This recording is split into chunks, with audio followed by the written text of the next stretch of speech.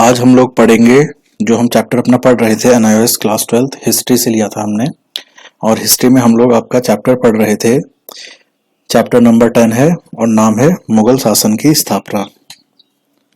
ठीक है, तो चैप्टर नंबर है 10 मुगल शासन की स्थापना। ठीक है, इस चैप्टर को हम पढ़ रहे हैं। चैप्टर नंबर 10 है ये, और ये एनआईओएस 12th क्लास हिस्ट्री का सब्जेक्ट है। इससे पहले हम ऑलमोस्ट इसके सारे टॉपिक्स को समझ चुके हैं, जिसे हमने ओवरऑल 5 पार्ट्स में कंप्लीट करा है। तो ये होगा हमारा पार्ट नंबर 6 और ये इसका फाइनल पार्ट होगा, मतलब कंप्लीट। यहाँ पर ये चैप्टर पूरा कंप्लीट हो जाएगा इस वाले पार्ट में। ठीक है, क्योंकि हम लोग पूरे चैप्टर को डिटेल से पढ़ रहे हैं। जितना बुक में हमारे पास सिलेबस है हम उतना पढ़ रहे हैं। इंपॉर्टेंट क्वेश्चन के हिसाब से हम चैप्टर स्टडी नहीं कर रहे हैं, इस बात को समझे। तो अगर आपको पूरा चैप्टर समझना है तभी जाके आप लेक्चर देखिए, अदरवाइज आपको ये लेक्चर नहीं देखना चाहिए। अगर आप खाली इंपॉर्टेंट क्वेश्चन की दृष्टि से देख रहे हैं तो नहीं, क्योंकि हम लोग पूरे चैप्टर को पढ़ रहे हैं। तो ठीक है, तो पार्ट नंबर 6 है। तो इसमें हमारा जो टॉपिक रह गया था लास्ट वाला, वो था मुगल शासन के लिए चुनौतियां।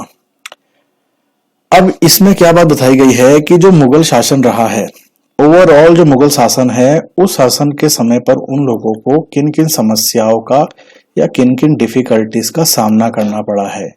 ध्यान रहे, इसमें जैसा आपने स्टार्टिंग से पढ़ा है, कईयों शासक आए, अलग अलग राजा बनते गए, लेकिन उन सब के सामने अनेकों अनेकों चुनौतियां रही, अनेकों अनेकों समस्या रही।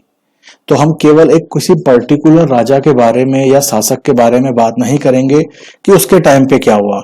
ओवरऑल पूरा जो मुगल काल है उसमें जितने भी शासक रहे हैं उन सब के बीच में क्या क्या समस्या आई, इसीलिए यहाँ पर टाइटल दिया है मुगल शासन के लिए चुनौतियां। तो मुगल शासन के लिए जो चुनौतियां रही उसमें हम देखेंगे, एक तो रही लड़ाइयां। इन्होंने कई लड़ाई लड़ी होंगी क्योंकि क्षेत्रों को जीतना है।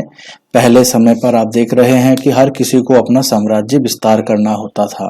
मतलब जो भी है, एक छोटे से एरिया का राजा है, वो चाहता है कि मेरा जो राजा का जो एरिया है उसकी सीमाएं बढ़े, मैं एक छोटे से एरिया तक सीमित ना रहूं। फॉर एग्जाम्पल अगर हम कहें कोई कोई आज उत्तर प्रदेश पर राजा बनकर रह रहा है, तो वो चाहेगा भाई मैं उत्तर प्रदेश नहीं, मैं बगल का हरियाणा भी जीतूं, उत्तराखंड भी जीतूं, राजस्थान भी जीतूं, मध्य प्रदेश भी जीतूं। इस तरह से जो निकट के क्षेत्र हैं उन सबको जीतता रहूं, और जीतते जीतते जितना ज्यादा हो सके मेरा क्षेत्र का विस्तार हो। इसी को कहा जाता है साम्राज्य विस्तार। तो इसी साम्राज्य विस्तार के लिए मुगल शासकों ने कई लड़ाइयां लड़ी, जो कि उनकी चुनौती थी। ठीक है, दूसरी, जहां पर लड़ाइयों से बात नहीं बनी या लड़ाई करने के बाद भी उनको कुछ तरह की संधियां, मतलब एक तरह से एक एग्रीमेंट होगा कि भाई हम ये वाला क्षेत्र जीत चुके हैं, तो यहाँ पर जैसे जीते हैं तो वहां पर जो पहले का राजा है उस राजा को हम हटा नहीं रहे हैं। वो राजा एज इट इज वहां पर अपना रूल करे, शासन प्रशासन चलाए, लेकिन अब वो वहां का राजा नहीं है, वो रहेगा मुगल शासन के अधीन। मतलब मुगलों के अधीन वो काम करेगा, मुगलों के आदेशों को मानेगा, जैसा जैसा मुगल उनको ऑर्डर देंगे उन चीजों का वो पालन करेगा, और एक निश्चित समय पर उनको एक रकम, एक नजराना भेंट करेगा, एक टैक्स की तरह पर एक पैसा देगा। बोल दिया जाए सालाना 50 लाख देगा या 60 लाख देगा, अगर आज के हिसाब से मैं समझाऊं तो इस तरह की बातें रही। तो एक एक करके हम सारी बातें समझेंगे, जैसा आपके सिलेबस में दिया गया है कि मुगलों के शासन में उनको किन किन चुनौतियों का सामना करना पड़ा था। तो चलिए इसको हम वन बाय वन समझते हैं। तो सबसे पहले यहाँ पर देखिए लिखा है कि औरंगजेब के समय, मतलब जिस टाइम औरंगजेब शासन में था। देखिए अगर हम मुगल शासन की बात करें तो मुगल शासन जो है, मुगल शासन, इसका डाउनफॉल मतलब पतन या वर्चस्व, मतलब अगर हम कहें कि जैसा आप देखिए ये लगभग कुछ भारत का नक्शा है। ठीक है, छोटा सा मैंने बनाया है। अगर आप ऐसा समझें कि ये पूरे क्षेत्र पर, ये पूरा भारत पर मुगलों का शासन हो गया है, तो ऐसा तो नहीं है कि स्टार्टिंग से पूरा भारत इन्होंने जीत लिया होगा। धीरे धीरे करके इन्होंने अपनी सीमाएं बढ़ाई होंगी और लगभग ऑलमोस्ट पूरे भारत पर मुगलों का शासन स्थापित हुआ होगा। तो जो ये मुगलों का शासन जिस समय पूरे भारत पर था, उस समय कोई ना कोई एक राजा तो रहा होगा मुगलों का। तो उस समय जो राजा था उसका नाम था औरंगजेब। तो ऐसा बताया जाता है कि औरंगजेब के समय पर ही मुगल शासन जो था वो सबसे बड़े अपने एक चरम की सीमा पर था। मतलब उस समय मुगल शासन ने लगभग पूरे भारत पर अपना शासन कर रखा था। आज जो हम वर्तमान में जो भारत देख रहे हैं उस पूरे भारत पर लगभग ऑलमोस्ट पूरे भारत पर मुगल शासन का अधिकार हो चुका था। एक बात रही वर्चस्व की, ठीक है, अपने शिखर पर था मुगल शासन। दूसरी बात पतन की। अच्छा, एक बात और है कि औरंगजेब के समय पर जहां पर एक तरफ पर मुगल शासन अपने चरम सीमा पर है, उसका पूरा वर्चस्व है, पूरा साम्राज्य विस्तार लगभग पूरे भारत पर है, तो औरंगजेब के समय पर ही मुगल शासन का पतन होना भी शुरू हो गया था। मतलब डाउनफॉल लक्षण यहीं से दिखने लग गए थे और धीरे धीरे करते करते 1800 के आसपास कुछ समय तक ये जो मुगल शासन था ये समाप्त हो गया था। मतलब औरंगजेब के बाद जो नए नए शासक आते गए उन सब के अधीन ये जो था सीमा थी, ये जहां पूरा भारत था ये कट कट के छोटा होता गया और मुगल शासन एक तरह से समाप्त ही हो गया। वो हम इसके बाद वाले चैप्टर में देखेंगे, ठीक है, कैसे कौन कौन से अंग्रेज आ रहे हैं, पुर्तगीज आ रहे हैं, डच आ रहे हैं, फ्रांसीसी आ रहे हैं, मतलब ओवरऑल विदेशी लोग भारत में आ रहे हैं और किस तरह से वो लोग भारत पे अब शासन कर रहे हैं। तो उसको हम यहाँ पर इंक्लूड नहीं करेंगे, वो कंफ्यूजन क्रिएट करेगा। तो ऐसे में आप समझिए कि औरंगजेब के समय पर ही मुगल शासन जो था अपने चरम सीमा पर था और पतन होना भी इसी के समय से शुरुआत हो गया था। तो देखिए यहाँ पर लिखा भी है, लगभग संपूर्ण आधुनिक भारत पर किसका शासन था? मुगलों का।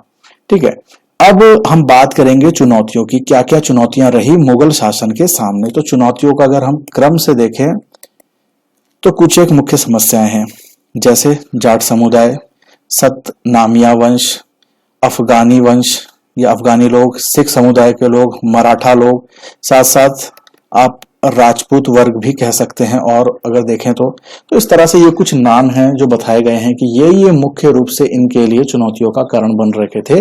किसके लिए? मुगलों के लिए। ठीक है, इनके पूरे समय में। तो सबसे पहले देखा जाए अगर मुगलों की सबसे बड़ी जो चुनौती उनके लिए बनती है आगे चल के, वो था राजपूत वर्ग। जो राजपूत वर्ग था, एक तरह से ये लोग किसी समय पर मुगलों के अधीन रहा करते थे, मतलब मुगलों के साथ थे, उनकी सेना में थे। अकबर ने, मतलब औरंगजेब जो है, औरंगजेब के जो पूर्वज रहे हैं, जो इससे पहले रहे हैं मुगल साम्राज्य में राजा, उन्होंने राजपूतों के साथ एक तरह से मित्रता रखी, प्रेम संबंध रखा। वो आपने इससे पहले भी देखा है, जिसमें वैवाहिक नीतियां भी देखी थी आपने। ठीक है, लेकिन जब औरंगजेब आता है तो ये औरंगजेब के बारे में एक बात यह है कि ये एक तरह से धार्मिक कट्टरपंथी को दिखाता है, इस्लामिक धर्म को ज्यादा दिखाता है, जिसके तहत ये कई मंदिरों को तोड़ता है, ठीक है, और कई हिंदू विरोधी कार्य करता है, जैसे जजिया कर लगाता है या अन्य तरह से जैसे जो भी हिंदुओं के विरुद्ध कार्य हैं उन सब चीजों को ये बढ़ावा देता है। ठीक है, तो कहीं ना कहीं ये एक, इसके समय पर जो राजपूत वर्ग था वो लोग इससे अपने को महफूज नहीं समझते थे, क्योंकि ये भी राजपूत वर्गों पे अपना विश्वास नहीं दिखाता था। इसकी सेना में नियुक्त थे राजपूत लोग, लेकिन ये उन पे विश्वास नहीं करता था और उनको दूर दराज के क्षेत्रों में नियुक्ति दिया करता था।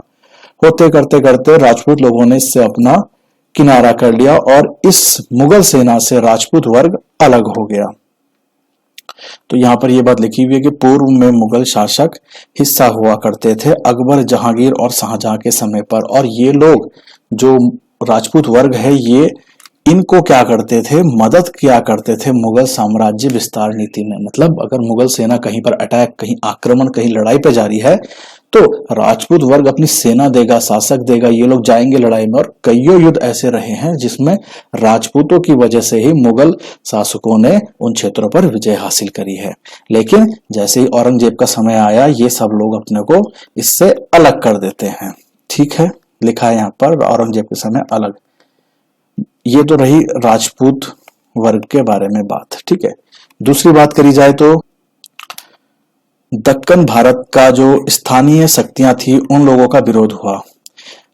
अगर हम भारत का नक्शा ये कुछ देख रहे हैं तो लगभग जो महाराष्ट्र से और ये बीच वाला एरिया है, ये इधर की तरफ पर जो क्षेत्र है जिसे हम मुख्य तौर पर तो दक्षिण भारत आप पूरे नीचे को कह सकते हैं या दक्कन भारत, या आप देखा जाए तो इस सीमा से जो नीचे का क्षेत्र है, जब मुगल शासन नीचे की तरफ साम्राज्य विस्तार करने जाते हैं, मतलब इन क्षेत्रों को जीतने का वो करते हैं या कुछ क्षेत्रों को पहले ही जीत चुके होते हैं, तो यहाँ पर की जो स्थानीय शक्ति थी, जो यहाँ पहले से राजा या शासक रहे थे, वो लोग इनके विरुद्ध में एक चुनौती के रूप में सामने आ रहे थे। ठीक है, उसको हम विस्तार से नीचे समझेंगे। साथ ही साथ उत्तर पश्चिमी स्थानीय संघर्ष। अब उत्तर पश्चिमी क्षेत्र से भी इनके साथ संघर्ष का कार्य हो रहा था। किनके साथ? मुगलों के साथ। तो आप यहां पर देखिए जरा इसको,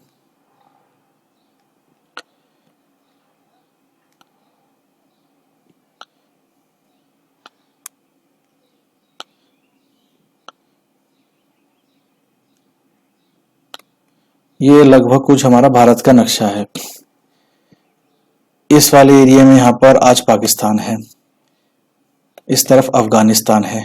तो जो ये वाली सीमा है, ये देखो मैंने कितना हाईलाइट कर दिया, इसी को कहेंगे कौन सी सीमा? उत्तर पश्चिमी। उत्तर पश्चिमी सीमा। क्यों? क्योंकि ये वाली दिशा होती है उत्तर, ये होती है पूरब, इधर वाले को कहते हैं पश्चिम और नीचे वाले को कहते हैं दक्षिण। तो उत्तर पश्चिमी कौन सी हुई? ये उत्तर और ये पश्चिम, ये वाली सीमा। ठीक है। तो उत्तर पश्चिमी में स्थानीय संघर्ष, यहाँ पर क्या था? पारसी लोग, या चलो मैं डिटेल में बाद में बताऊंगा, जो इस वाले क्षेत्र पर जो लोग रहेंगे, खास करके कंधार वाले क्षेत्र पर, जो कंधार वाला क्षेत्र है, इस तरफ जो लोग थे, उन लोगों के साथ मुगलों को एक तरह से संघर्ष करना पड़ा। और जो शक्ति बाद में, पहले तो इन्होंने जीत लिया था मुगलों ने, लेकिन बाद में वो फिर से एक्टिव हो जाते हैं और मुगलों से अपने आप को स्वतंत्र कर लेते हैं, वो हम बाद में देखेंगे। तो मुख्य तौर पर आपने यहाँ देखी कि इनके सामने जो जो समस्याएं थी, तो उसमें आपने देखा जाट, सतमानिया, अफगानी, सिख, मराठा, राजपूत। ठीक है। इसमें मुख्य तौर पर आप देखेंगे एक तरह से, यहाँ पर देखिए आप, मराठा, राजपूत, दक्कन भारत और उत्तर पश्चिमी। आपकी बुक में यही है, लेकिन कंटेंट बहुत ज्यादा है। सिखों के साथ भी किस तरह से लड़ाई हुई थी वो भी मैं थोड़ा बहुत समझा दूंगा पेपर में। अगर आप उसको भी लिखेंगे तो चलेगा, कोई दिक्कत नहीं है। ठीक है। तो अब हम एक एक करके इन सब चीजों को देखते हैं। देखिए यहाँ लिखा है राजपूत वर्ग, दक्कन भारत, स्थानीय शक्ति, मराठा और उत्तर पश्चिम। तो मतलब कुल मिला के कहने वाली बात यह है कि जो मुगल शासक हैं,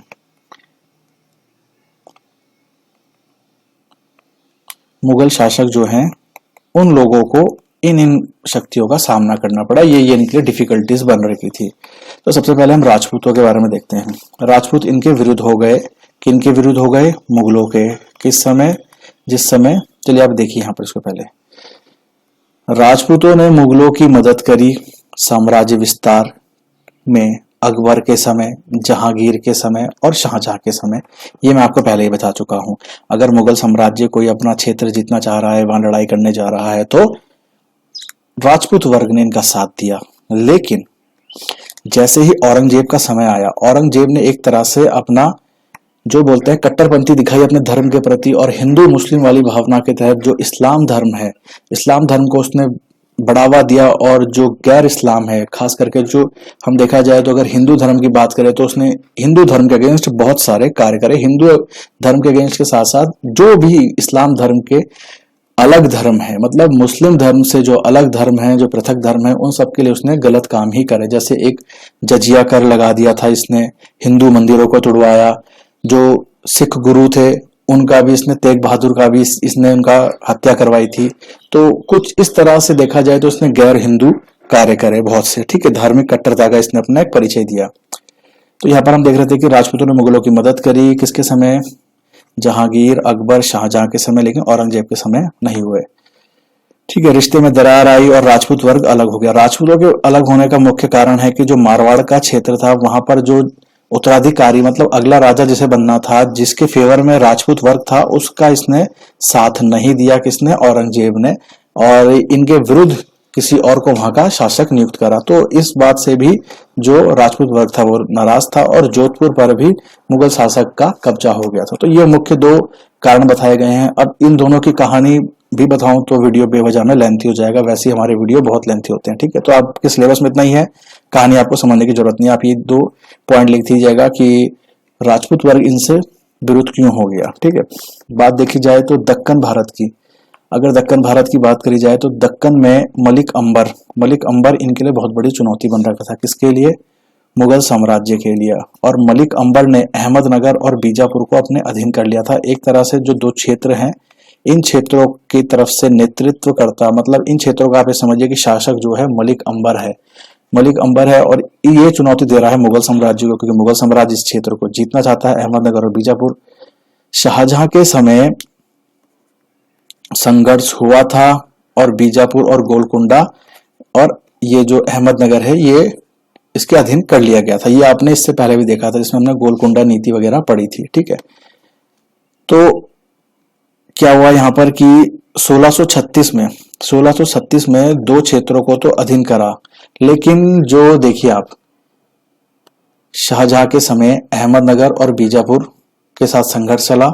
अहमदनगर को जीत लिया गया, बीजापुर को भी जीत लिया गया और गोलकुंडा को भी जीत लिया गया। आप ऐसे समझिए इन तीनों की कहानी किस तरह चली कि जो अहमदनगर था उसको तो मुगल साम्राज्य ने अपने अधीन कर लिया और आगे चल के 1636 में जो बाकी दो हैं बीजापुर और गोलकुंडा, इनके साथ एक नीति करी।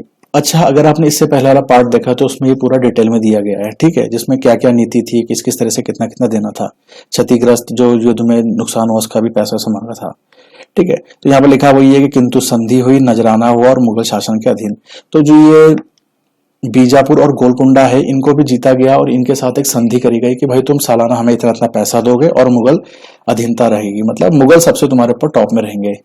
जो इन जगह का शासक है वो एज इट इज रूल कर ले, कोई दिक्कत नहीं, लेकिन हमें समय समय पर टैक्स देता रहे, ठीक है। अब इसके बाद देखो इसी चीज के लिए जो दक्कन भारत है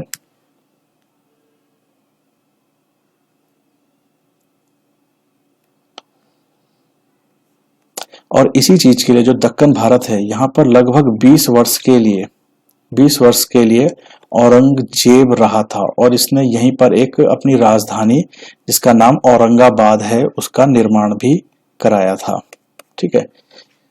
तो 20 वर्ष तक यहाँ पर औरंगजेब रहा दक्कन भारत में, इन दो क्षेत्रों को अपने अधीन रखा, ठीक है, इन सब चीजों को जीतने के लिए। यहाँ रहने के दौरान मुगल शासन की जेब पर बहुत खर्चा पड़ा क्योंकि 20 साल तक यहाँ रह रहा है, सेना का भरण पोषण है, कई प्रकार की चीजें हैं। इन क्षेत्रों को जीत तो लिया है बीजापुर और गोलकुंडा को, लेकिन इसके लिए भाई साहब 20 साल तक लगभग दक्कन भारत में रहे कौन, औरंगजेब, और इस दौरान इनका काफी खर्चा भी हुआ, धन का भी और समय का भी।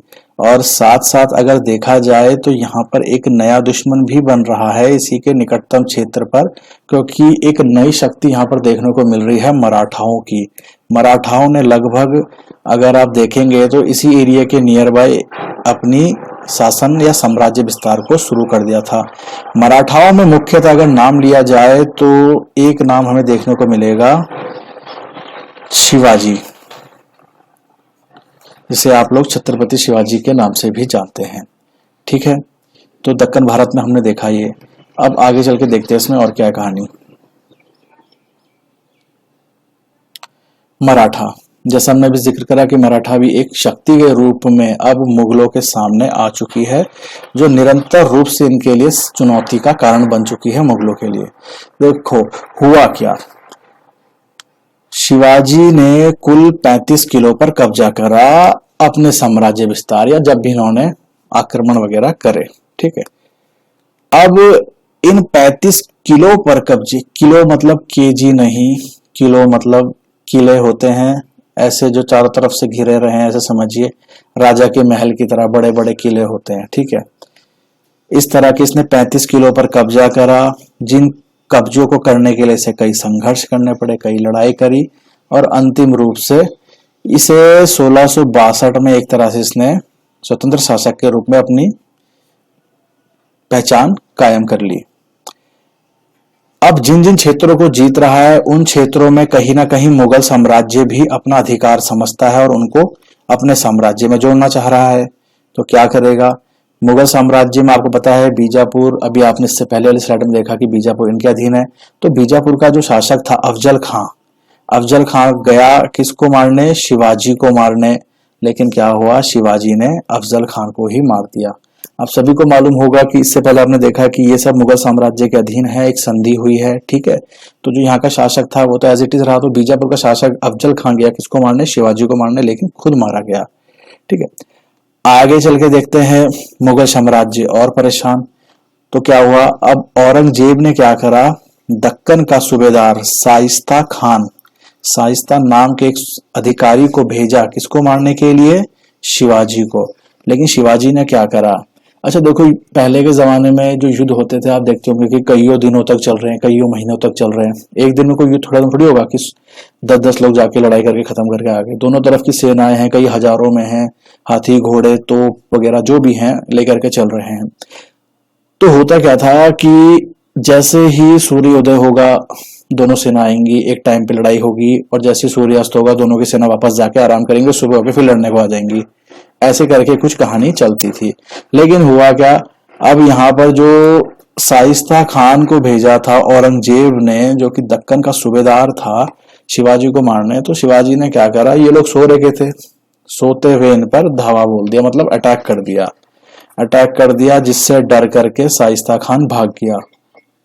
शाइस्ता खान भाग गया तो औरंगजेब इस बात पे हुआ क्रोधित, और 1665 में औरंगजेब ने जय सिंह को भेजा अब शिवाजी को मारने के लिए। जय सिंह और शिवाजी के बीच में युद्ध हुआ और शिवाजी हार गए। यहाँ पर हारने के बाद मुगलों के साथ एक संधि हुई, एक समझौता हुआ, एक समझ लीजिए आप एक एग्रीमेंट हुआ, एक डॉक्यूमेंट पे कुछ सिग्नेचर वगैरह होंगे। तो इस डील को या इस समझौते को या इस एग्रीमेंट को कहा गया पुरंदर की संधि। ठीक है, अब इस पुरंदर की संधि तो इसका टाइटल, लेकिन इसके अंतर्गत क्या क्या बातें रखी गई मुगलों के द्वारा शिवाजी के सामने या मराठाओं के सामने। तो जैसे मैंने आपको पहले ही बताया कि 35 किलो पर, मतलब 35 केजी वाला किलो नहीं है, ठीक है, समझ गए होंगे आप लोग, किले, जो किले थे, ठीक है, जिन 35 किलो किले पर इन्होंने शासन कर रखा था या अपने अधीन कर रखा था शिवाजी ने, उन 35 में से केवल 12 ही भाई साहब रखेंगे कौन, शिवाजी अपने पास। बाकी जितने भी हैं वो सब किसको वापस कर दो, लगभग 23 होंगे। ये देखो 3 और 2 5 और ये 35, मतलब 23 आप दे दो किनको, मुगलों को। ये अब मुगलों के अधीन जाएंगे और आप खाली 12 किलो से काम चलाओ और यहाँ से 1 लाख रुपए के टैक्स से अपना गुजर बसर करो। माननी पड़ती बात, क्योंकि युद्ध तो हार चुके हैं, नहीं तो जान से ही जाएंगे, ये 12 भी नहीं मिलेंगे। ठीक है भाई, पुरंदर की संधि में डील हो गई, ठीक है, मुगलों के अधीन हो गए ये सब एरिया, जितने किले थे केवल 12 इनको दे दिए। इसके बाद जयसिंह ने इनको बोला किसको, शिवाजी को, कि भैया तुम जाओ आगरा और जाओ हमारे मुगल शासक किससे, औरंगजेब से मिलने जाओ। ठीक है, औरंगजेब से मिलने जाओ। तो मानना पड़ेगा आदेश शिवाजी को। तो शिवाजी ने क्या करा, संभाजी को अपने साथ ले गए। कहाँ गए, औरंगजेब के पास, आगरा में। अब संभाजी कौन है, ये शिवाजी के पुत्र हैं, याद रखना, आगे भी इसमें भी कोई कहानी है। ठीक है, शिवाजी के पुत्र हैं संभाजी। तो शिवाजी अपने पुत्र के साथ गए किसके पास, आगरा शासक औरंगजेब के पास। कुछ बातचीत हुई, किसी बात को लेकर के ऐसी तर्क वितर्क हुआ और औरंगजेब और शिवाजी के बीच में हो गई कहा सुनी। औरंगजेब शासक है, सीधे उसने कहा उठाओ इन दोनों को और डाल दो जेल में। तो शिवाजी ने इनको बोला, क्या कहते हैं, सॉरी, यहाँ पर मुगल शासक औरंगजेब ने बोला कि ये शिवाजी और इनके बेटे को डाल दो जेल में, ठीक है, कारागार में डाल दो। ठीक है जी, कैद में डाल दिया। कुछ समय बाद इसकी भी एक कहानी है कि फलों की टोकरी में, किस तरह से आपने वो नाटकों में देखा होगा, तो वो यहाँ पर हम लोग डिस्कस नहीं करने वाले। ठीक है, मोटे मोटे तौर पर यह था कि शिवाजी और संभाजी को औरंगजेब ने जेल में डाल दिया। कुछ समय बाद लगभग 1666 में जो थे शिवाजी वहां से गए भाग। कहां से, इस कैद से जो औरंगजेब की थी। और यहां से भागने के बाद उन्होंने नियमित रूप से एक मुगलों के विरुद्ध अभियान छेड़ दिया, मतलब अब मुगलों के विरुद्ध ही लड़ना है, उनसे लड़ाई ही करनी है। अब इस तरह के उन्होंने एक अभियान चलाया। जो 23 किले अभी मैंने आपको बताया कि जो मुगलों के अधीन कर दिए गए थे, ये 23, इन सबको उन्होंने दोबारा जीत लिया। किसने, शिवाजी ने। ठीक है, क्रम से बता रहा हूं, समझने की कोशिश करना। सभी किलों को वापस जीत लिया। 1674 में उन्होंने अपना राज्याभिषेक कराया। ठीक है, अपने राज्याभिषेक में उन्होंने क्या करा, अपने लिए एक उपाधि धारण करी। उपाधि कौन सी ली उन्होंने, छत्रपति की, और यहीं से वो कहलाने लगे छत्रपति शिवाजी। ठीक है, दक्षिण के कुछ क्षेत्रों पर भी इन्होंने अपने अभियान चलाए और कुछ क्षेत्र जीते और अंतिम रूप से 1680 में इनकी मृत्यु हो गई। अब यहाँ पर इनकी मृत्यु हो गई। अब आप कहानी को समझने का थोड़ा सा कोशिश करना। बुक में आपको इस क्लियरिटी से नहीं समझाया जाएगा जैसा मैं आपको समझाने की कोशिश कर रहा हूं, तो समझिएगा। शिवाजी की 1680 में मृत्यु हो गई। इससे पहले उनका मुगलों के साथ किस तरह से संघर्ष रहा वो भी मैंने आपको विस्तार से समझा दिया। अब यहाँ पर समझने की बात है कि शिवाजी के थे दो पुत्र थे। दोनों पुत्र दो अलग अलग पत्नियों से हुए थे, मतलब शिवाजी की दो वाइफ थी। ठीक है, दो पुत्र जो दो अलग अलग पत्नियों से हुए थे, एक का नाम था संभाजी, ये था बिग बेटा, और दूसरा था स्मॉल बेटा। बड़ा बेटे का नाम संभाजी, छोटे का नाम राजा राम। ठीक है, अगला राजा कौन बना? संभाजी। अगला राजा बना संभाजी। 1689 में संभाजी की हो गई मृत्यु। ठीक है, अब संभाजी की मृत्यु हो गई तो अगला कौन बनेगा राजा? भाई छोटा यही तो बनेगा आपका राजा राम। तो 1689 से 1700 के बीच में कौन बना अब अगला राजा मराठाओं का? एक तरह से राजा राम। ठीक है, राजा राम ने शादी करी, या जो उनकी वाइफ थी उसका नाम था ताराबाई। ताराबाई राजा राम की पत्नी। ताराबाई से एक पुत्र हुआ जिसका नाम था शिवाजी सेकंड। ठीक है, अब शिवाजी सेकंड को अगला उत्तराधिकारी बनाना था, लेकिन ये तो बहुत छोटे थे, तो ये शासक कैसे बनते? तो क्या हुआ, शिवाजी सेकंड तो बन गए शासक, लेकिन केवल दिखाने के शासक। सारे फैसले उनकी माताजी कौन? ताराबाई लेंगी। ठीक है, कौन लेंगी? ताराबाई। ये संरक्षक बनी, सारे अहम फैसले यही लेंगे अपने बेटे किसके? शिवाजी सेकंड के बिहाफ पे। ये वो वाले शिवाजी नहीं है। ठीक है, अच्छा,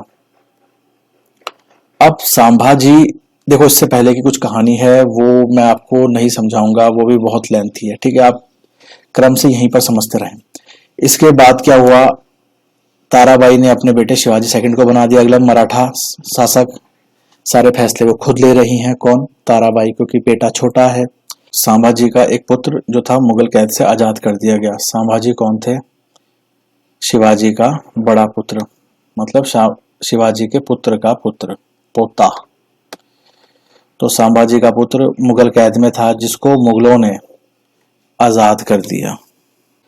संभाजी का पुत्र अपना हक, अपने शासन की मांग वैसे ही करता है जैसे मुगलों ने सोचा था, लेकिन ताराबाई उसे उसका हिस्सा देने से कर देती है मना। इसका परिणाम आप सभी को मालूम है क्या होना है? युद्ध होना है। किस किस के बीच में? एक तरफ संभाजी का पुत्र और दूसरी तरफ ये ताराबाई जी। इन दोनों के बीच में जो युद्ध हुआ उसका नाम दिया गया खैर की लड़ाई।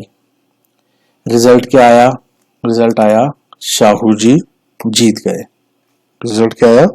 शाहू जी, मतलब युद्ध शाहू जी जीत गए। शाहू जी युद्ध जीत गए। और अब अच्छा, यहाँ पर देखो शाहू जी कौन है? ये जो संभाजी का पुत्र अभी तक आपको बताया जा रहा था, इसी का नाम है शाहू जी। ठीक है, तो शाहू जी युद्ध जीत गए। किसकी मदद से? बालाजी विश्वनाथ की मदद से। और इन्हीं को इन्होंने आगे चल करके पेशवा का पद दे दिया या पेशवा पे नियुक्त करा। पेशवा का मतलब एक तरह से ये समझिए, शासन प्रशासन में राजा के बाद जो सबसे बड़ी शक्ति होगी सारे फैसले लेने की, वो पेशवा कहलाएगा। या सबसे बड़ा, जैसे आप कहते हैं प्रधानमंत्री, मंत्रियों का भी प्रधान। तो होता यही है कि आगे चल करके इस मराठा साम्राज्य में जो बालाजी विश्वनाथ हैं यही पूरा शासन प्रशासन देखते हैं, और जो ये साहू जी हैं ये सिर्फ आराम से बैठे रहते हैं।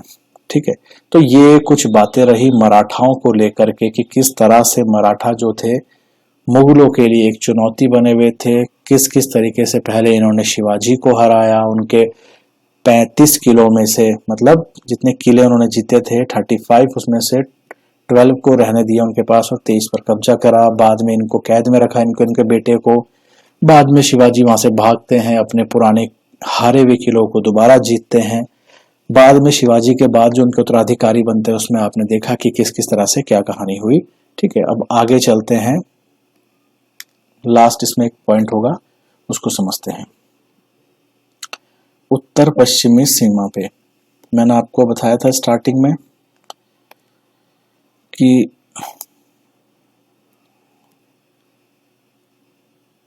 लगभग अगर हमने जैसे देखा, ये भारत वाला एरिया है, इस तरफ आपका पाकिस्तान वाला एरिया है, इस तरफ आपका अफगानिस्तान वाला एरिया है।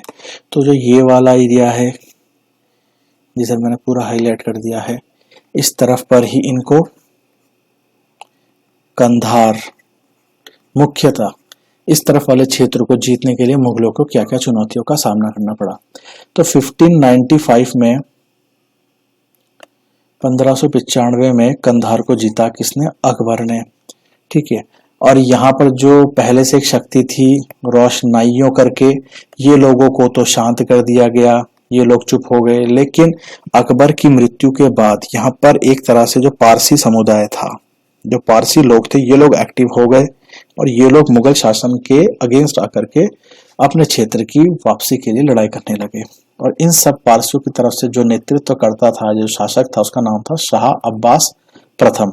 तो शाह अब्बास प्रथम का युद्ध होता है मुगलों के साथ इसी क्षेत्र को लेकर के कंधार को। रिजल्ट क्या होता है? मुगल जीत जाते हैं दोबारा से इस कंधार वाले क्षेत्र को।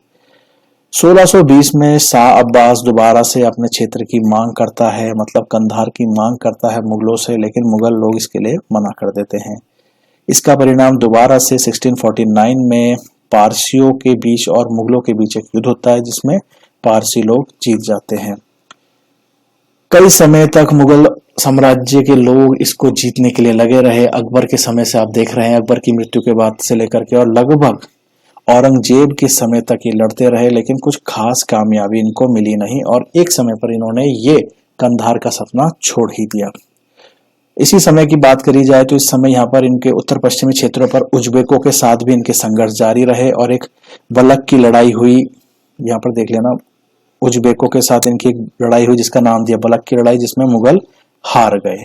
ठीक है, तो ये मुगलों के लिए चुनौती ही है कि ये इस वाले क्षेत्र को नहीं जीत रहे और अंतिम रूप से इन्होंने कंधार का सपना छोड़ ही दिया मुगलों ने। तो मैंने यहाँ पर आपको उत्तर पश्चिमी क्षेत्र पर कंधार के बारे में कुछ बात बताई। जितना आपके सिलेबस में है देखो मैं उतना ही पढ़ाऊंगा, डिटेल में बहुत है। मैंने आपको जैसे ही बताया इससे पहले भी कि बहुत से कारण रहे, बहुत सी परेशानियां रही, लेकिन आप लोग क्लास 12th के स्टूडेंट हैं।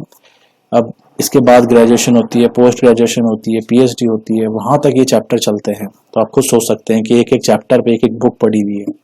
ठीक है, तो जितना आपके सिलेबस में है उतना ही समझिए। ठीक है, तो ये रहा पूरी बात कि मुगल साम्राज्य के सामने क्या क्या चुनौतियां रही, जिसमें हमने एक देखा संघर्ष या लड़ाई, आपकी किताब में लिखा हुआ है जिससे आसान शब्द में लड़ाई, और दूसरा संधि। संधि मतलब जो एक तरह से इन्होंने उनके साथ एक डील करी, एक समझौता करा। ठीक है, तो ये कुछ बातें रही इस बारे में। और अगर हम इसमें आगे देखें, पूरा एक कंक्लूजन निकाले, एक निष्कर्ष निकाले कि हमने पूरे चैप्टर का निचोड़ करके क्या समझा, तो ये समझा जा रहा है, जैसे मैंने आपको स्टार्टिंग में ही बताया कि औरंगजेब के समय में ही जो था मुगल साम्राज्य, ये अपने टॉप पोजीशन पे था।